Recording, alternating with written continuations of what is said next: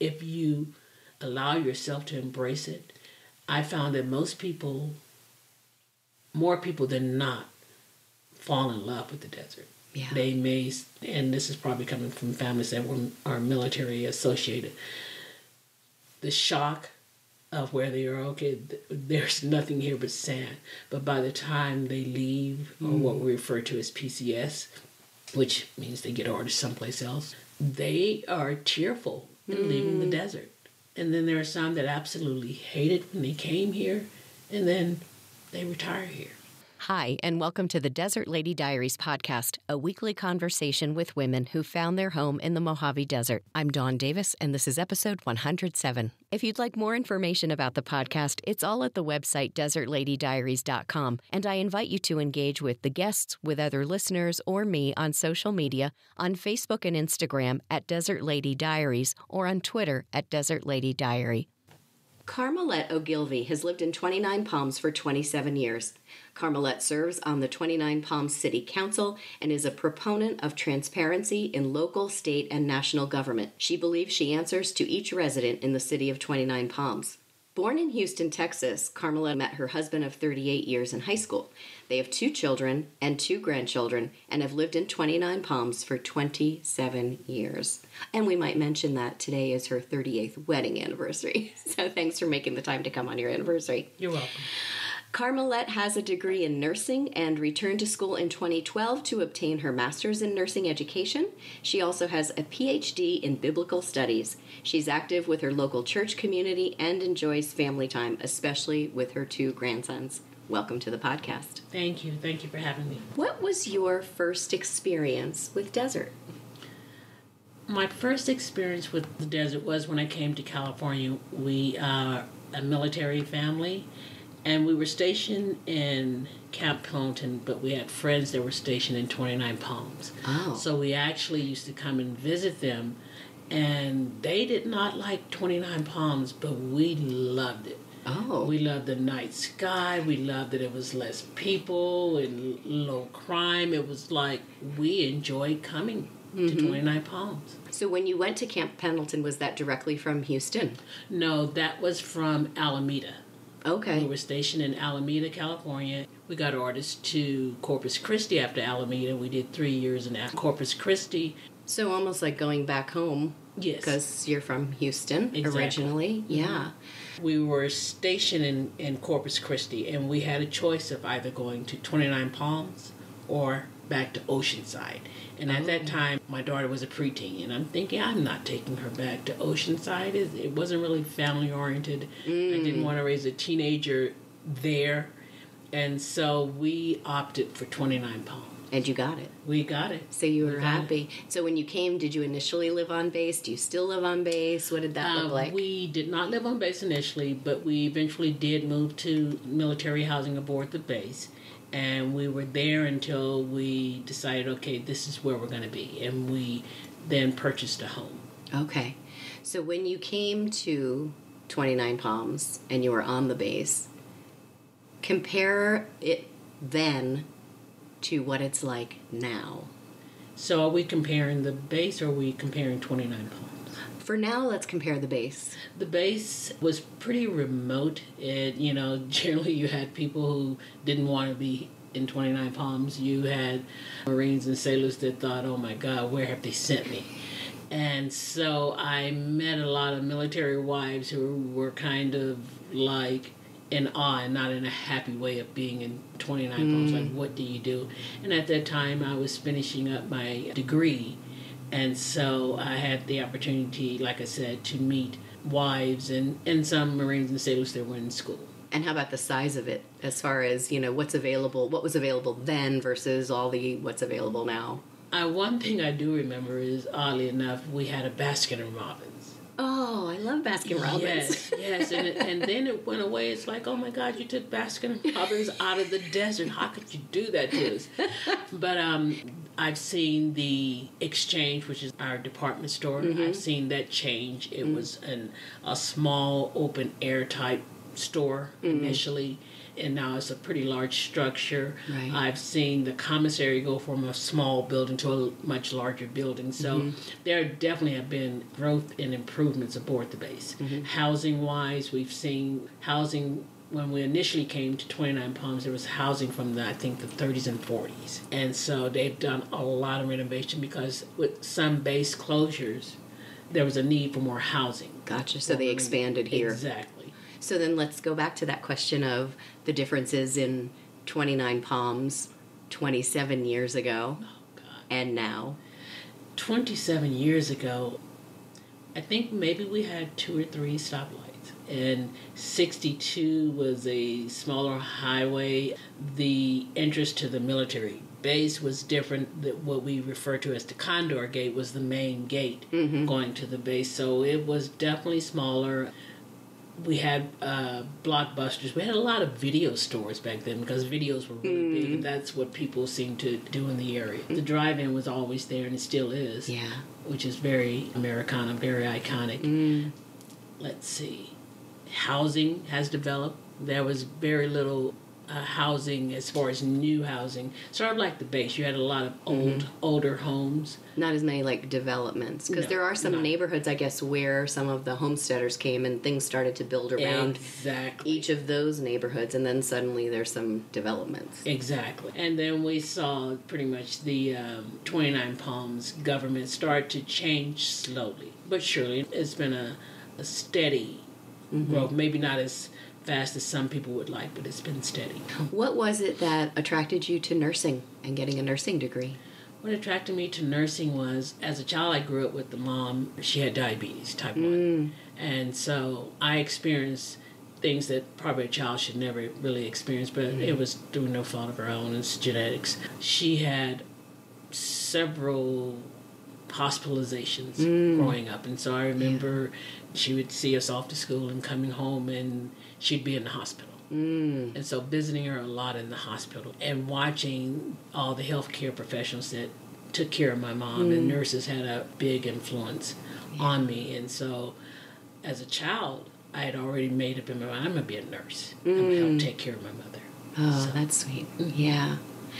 And then you decide to run for city council. Oh, yes. Yes. So what precipitated that decision? Well, I am pretty civic-minded. As a child, my parents fostered that in us. We were encouraged to run for offices in school, and so I held office in student government. When I was in high school, I also held a state office. It was for actually a nursing organization in high school that I was a part of, because that's where I got my CNA license. Okay. So, which is Certified Nursing Assistant. I got that when I was 16. So we had a organization that was strictly for students that was on the state level, and I was encouraged by my instructor to run for office, and I did, and I got it. It's like, oh, okay. So then fast forward to why I ran for city council. Yeah. I feel like as a citizen, if I want to see change, then I have to be willing to be a change agent. I have to be willing to put myself out there. And it had been presented to me years before, and it's like, no, thank you. I'm not a politician. No, thank you. I'm not a politician. And I still say today, I'm not a politician. I'm a citizen that cares about her city. I love that term, change agent. Yes. Yeah. So what was the process like? I mean, I guess you have to sign up, you have to sign papers and get vetted or qualified. You have to meet certain qualifications. Exactly. You know what? That seemed so whirlwind for me. It was liking to when my husband and I purchased our home. After completing all the paperwork, finding a home that we liked, before we knew it, it's like we had the home. It's like, is that it? The house is ours. We're done. And pretty much it was, the paperwork is, okay, you need this and you need that. Okay, I'd fill out the application for this and fill out the application for that. And next thing you know, it's like, okay, all right, then you'll be on the ballot. That's it. Wow. So easy. So for someone listening who might be interested in doing that. I encourage. And if you care about your city, wherever you may live, I encourage you to be a part of the city government, because it's much easier to complain about something but not being willing to do something about it, actually being able to give of yourself to try and make change. Right. So what was it like to be, campaigning and putting out signage and all of the things that go along with that? What was that like? That was very interesting. My husband was my campaign manager.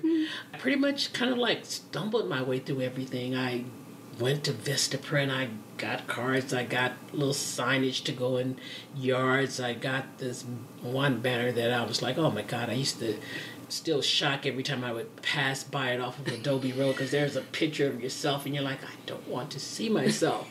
So I stopped going down Adobe Road and people would say, oh, I saw your banner. So it was very interesting. My husband was my biggest supporter, and we got the little magnetic signs to go on the vehicle and things of that nature. So it was very, very interesting. And I was asked, what did we do different? I think one of the things that I did different, I didn't take anything for granted, first and foremost. And every person in my district received a flyer from me. Every person. So whether they were stationed overseas or what, they received a flyer from me. Asking reaching for out. Yes. Yeah. If I recall correctly, this was the first election where there was districting. Yes. Because there was a lawsuit, as I understand it, brought against the city. Yes. That said you must do this. So can you tell me a little bit more about that? And regarding the lawsuit, apparently there was a gentleman that was going throughout California who believed that there should be districts. And growing up in Houston, I remember districting. So that was something I was not unfamiliar with. And in my mind's eye, okay, it makes sense. I did not understand how those district lines were drawn up. And once I saw the district lines, it's like, that's pretty creative and unique how these lines were drawn up. It was almost like, in my mind, gerrymandering at its best, at its finest. But nonetheless, it happened. Well, some city employees were not happy with the district. Let's talk about why it's important. Well, I think it's important because when you just go by popular vote, so to speak, then you can keep having the same people over and over. And it doesn't give you the opportunity to actually reach out and try and touch everyone in your area. When you have your district lines, like I said, you have to reach out and touch people in your district. You just can't take it for granted that I'm going to get the popular vote and therefore I'll be reelected. And so in districting, that forces you, or it propels you to say, I'm going to try and get to know everyone in my area. Right. So when you say that the districting, when you looked at the map, you thought, wow, that's creative. What is a way that districting can be done so it is, I don't know, the best word I can come up with is fair? I mean, do you just take blocks of, or take the whole area and then divide it? I don't even know how they did it in the first place. I think 29 Palm has this unique population. And you may have a pocket of people in this area and a pocket in this area, and we have so many remote residences. So I understand the idea of trying to include people that are in remote areas. I think that it could have looked a little bit cleaner and not so difficult. I think that some districts were, I didn't understand why it was that one side of the street belonged to me, yet the other side did not. Oh, interesting. Okay. Very interesting. Yeah. Okay. Just curious about how even that process would work. That I do not, like I said, it almost appeared to be gerrymandering at its finest. Oh, gosh. When you actually look at the lines, it's like, okay. Right. Especially if you've lived there as long as you have and you are familiar with all of the neighborhoods. Yes. Yeah. Understood. So now it's election day. What was that like? Election day was pretty unique. I may backtrack just a little bit. Like I said, growing up in Houston and growing up, I'm a child of the 70s, 60s and 70s. And we were always encouraged to run for whatever we felt like we wanted to try out for anything. My parents really encouraged it, and I'm so glad and so thankful for that. So with that being said, there are things in life that I've tried for and did not succeed in. But it did not really deter me. If anyone truly knows me, they know I'm not easily deterred. It take me down for a little while, but then eventually I get back up and I go on if it's to pursue it again until I get the outcome that I want, or if I go another direction. So I was already prepared. I knew who I was running against, and I knew the standing within the community that this individual had. And in my mind, okay, if I lose, I'm okay with that. It would not be devastating for me, so whatever the outcome was. Then the election happened. Well, election day was drawn to a close, and I forget what the actual point spread was that day. And I was like, okay, well, I did make it, but because I believe that no one should go unopposed. That's like having one person for president. Right, yeah. You know, that's, you vote for them, you don't, but either way they're president. That's not really giving me a choice. No. So, with that said, I went to bed. Like, okay, I didn't make it. And then I got a call the next morning saying, now you do understand that they haven't counted all the mail-in ballots. I said, no, I didn't. Because I was already announced as the loser and the person I was going up against as the winner by the local radio station. And then I was like, okay. And so with each passing day, still in the number 2 spot. And then, you know, maybe a week and a half later, I was getting a call. You realize you're tied with the person. No, I did not. Oh, my goodness. Because I refused to look online. Sure, I couldn't live my life like that. That's stressful. No, yeah, very. So I was like, oh, interesting. Well, you need to go to the website and check. And it's like, okay, I'm going to go to the website and check. So I did. It's like, wow, okay. Yeah. And I'm thinking, maybe those mail-in ballots really did work and help.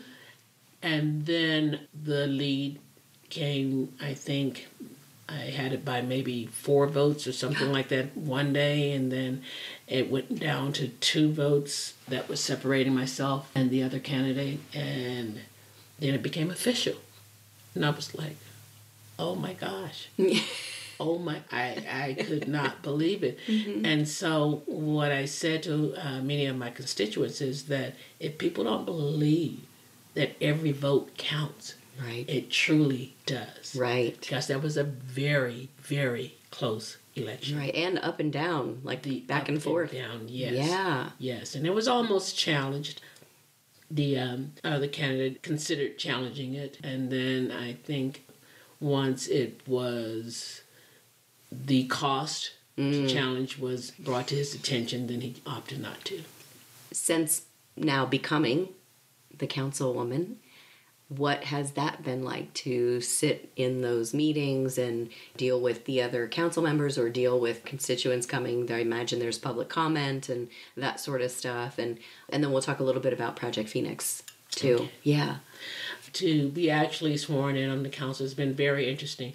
I gave myself a year as far as a learning curve because there are so many things I did not know about that I'm still learning. Sure. And I don't want to step out on something that I'm not really familiar with, or, you know, like the educational side of it. So I'm still within that 1 year of learning curve. So it's been really interesting. It's been an opportunity for growth for me. Sure. In ways that I did not begin to fathom or imagine. As far as constituents, I'm accustomed now to people sending me letters that are within my district with their complaints, and I take those very serious because if it were not for those individuals, I would not be there. Right. Yeah. Well, and sometimes they can bring things to not only your attention, but everybody else's attention on the council that they're completely unaware of or don't know that it's happening and needs to be addressed.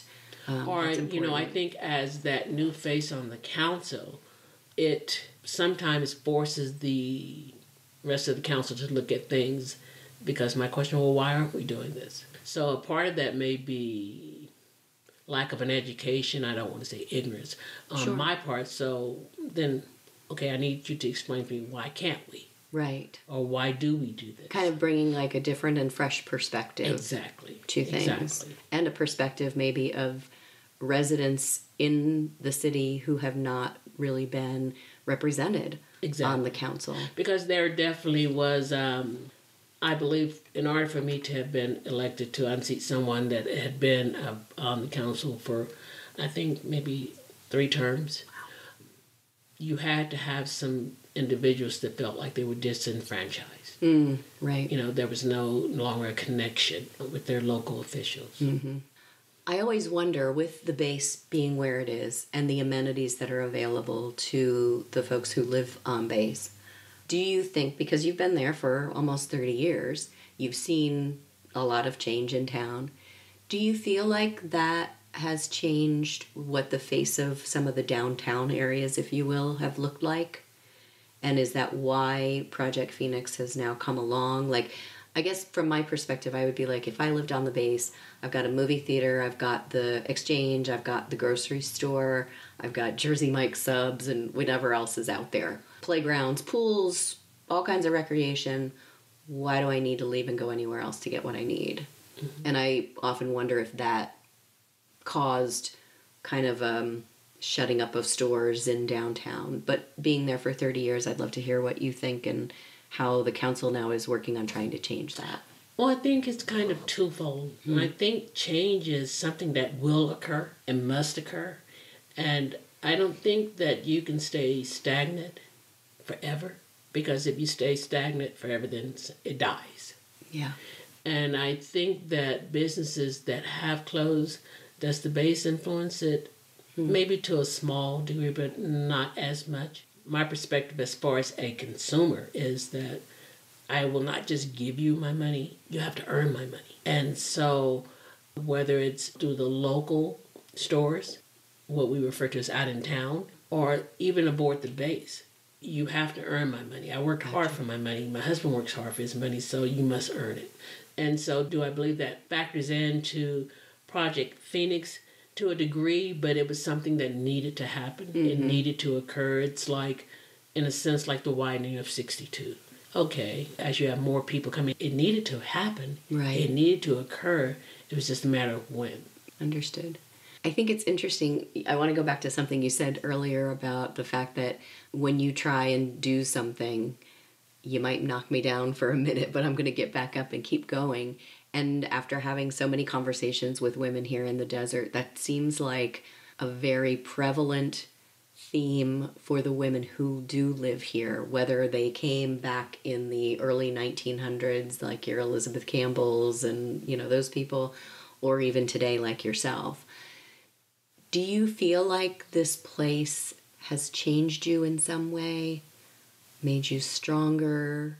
Oh, without a doubt. But I think it's not just this place. I think life in general is going to change you. Life is going to challenge you unless you are a hermit and stay in your home. It's going to change you. And with life comes its ups and downs. So it's something that's inevitable. And so being a military spouse, whether the challenge was, okay, he's deployed now and I'm still in school, my children are, whatever age there was, let me make sure that, okay, I have a late evening class, but I need to make sure my children are fed, and things of that nature, whether the challenge is there and strengthen me, because I definitely I know when I left Texas, I was still very childlike in my thinking. And being a military spouse definitely helped develop some muscles in me that were there, that was fostered through my childhood, and they just became stronger. I met you before today, briefly, at the first Juneteenth festival in 29 Palms. Yes. And I had Kajil on the podcast before it happened. And I came out early, so not everything was set up. But from your perspective, how was that? And do you think that it'll be something that they continue to do in 29 Palms? First and foremost, I am so proud of Kajil. I said, you know what? Yeah. I feel so embarrassed that a person from Texas, which is the origination of the Juneteenth celebration, it took someone from Minnesota, Wisconsin? Yeah, Milwaukee was where she would go, yeah. To come and say, we need a Juneteenth celebration, because I've seen it, I knew it went on in the larger cities. It was really big. It is big in Texas. Yeah. And so never really thought of it on a national level. But then, why not? Right. That's a big part of our history. And so whether it was one person holding a sparkle one firecracker going off. It was a celebration nonetheless. So I was just so proud of her and so proud that we actually did this as a city. And I have ideas that it needs to be larger because it is a part of our history. There's so much of our history that we have only gleaned the surface of, that we must teach our youth that are coming up behind us, our children and our children's children, and so on and so forth. Yeah, no, it was great. I was thrilled that she just put herself out there and did that. She did, and she did an amazing And a young lady with 3 kids and, doing all that stuff. So it was awesome.